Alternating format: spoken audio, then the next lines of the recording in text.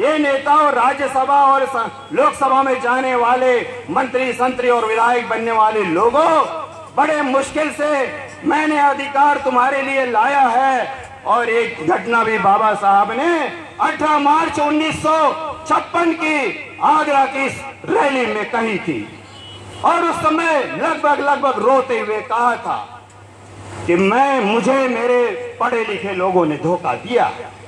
मैंने सोचा था कि आरक्षण की वजह से लोग पैसा कमाएंगे, बुद्धि विकसित होगी और उसका 2% समाज के हित में काम करेंगे, समाज को जागरूक करने में लगाएंगे कि कौन दुश्मन है और कौन तुम्हारा दोस्त है, ये बताने के लिए, ताकि जिस समाज को जो है उसके गुलामी का एहसास करवा देते तो गुलामी छोड़ देता। साथियों, तो बाबा साहब रोए थे क्योंकि बहुत सारे IAS IPS पैदा हो गए, नेता पैदा हो गए, और आज भी है। करते क्या है, आज हमारे 130 सांसद दलित बैठते हैं। रोहित वेमुला जैसे अंबेडकरवादी को मार दिया जाता है, किसी से छुपा है क्या? उसके विरोध में कितने सांसदों ने संसद में कहा? क्या वहां पे संसद में सांसदों को बाबा साहब ने अपने पेट भरने के लिए भेजा था या अपने बच्चों को विदेशों में पढ़ने के लिए भेजा था? पैसा कमा के जो है उन्होंने ये तो नहीं कहा था कि इसको तुम अपना इस्तेमाल करो करके, उन्होंने कहा था कम से कम 98% आप करते हो, 2% समाज के दुख दर्दों के लिए करो।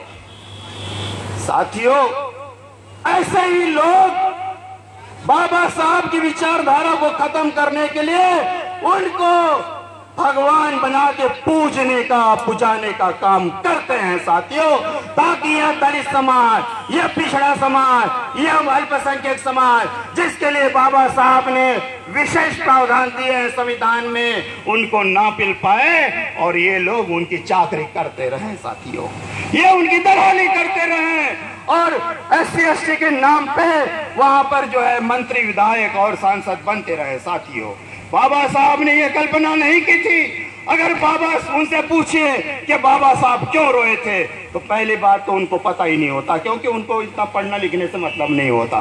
भाषण दे के कह देते हैं, बड़े बड़े लोग आएंगे इस मंच पे, मेरे जाने के बाद बाबा साहब की जीवनियां बताएंगे। अरे वो बताते हैं बाबा साहब को पानी नहीं पीने दिया जाता था स्कूल में। अरे ये भी तो बताओ कि कौन सा समाज उनको पानी नहीं पीने देता था, ये बताने में शर्म आती है क्या?